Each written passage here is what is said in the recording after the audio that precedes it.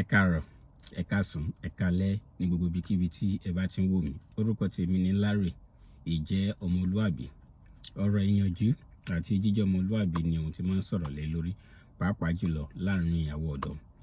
Ní ọjọ́ tèmi, ohun tí fẹ́ sọ̀rọ̀ lé lórí ni lánàá mo rí picture ọ̀rẹ́ àgbà family man tó go viral ní Ojúde Oba tí wọ́n ṣe ní last year.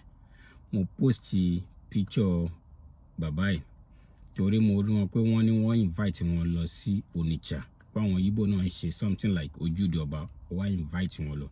So mo post video wọn, mo write comment pé irú nǹkan unity by ni mo gbàdúrà k'Ọlọ́run jẹ́ ká máa rí ní orílẹ̀-èdè Nàìjíríà. But to my surprise, comment tí mò ń rí lọ́dọ̀ àwọn èèyàn jù ni pé àwọn èèyàn fẹ́ against ẹ̀ pé kí ló dé tí Yorùbá ń bá Igbo ṣe, pé tó bá di ọjọ́ iwájú sìn Igbo máa já kìkìní mọ́ wà lọ́wọ́ pé àwọn náà kọ́kọ́ bẹ̀rẹ̀ Ojúde Oba, which is oníkálukú ní entitled sí opinion wọn.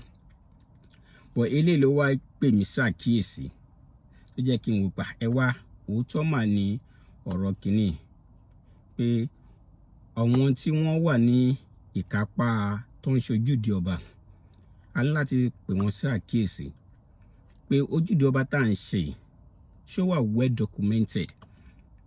Kí ni purpose ẹ̀? Ṣé kí a kàn wá sí ọ̀dọ̀ ọba kárí ọba káwọn musician wa play kó wọ́n gbé síkàdé lọ padà? Ṣé is it all about it?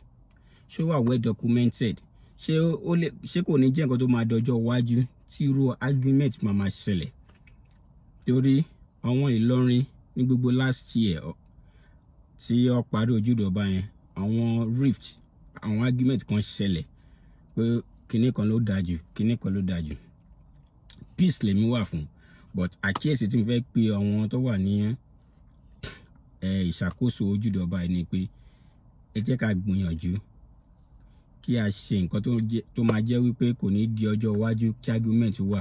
Kò ń ṣe fún Ojúde Oba nìkan, Ojúde Oba la kàn ń lò as a case study ni fún anything tá a bá ń ṣe.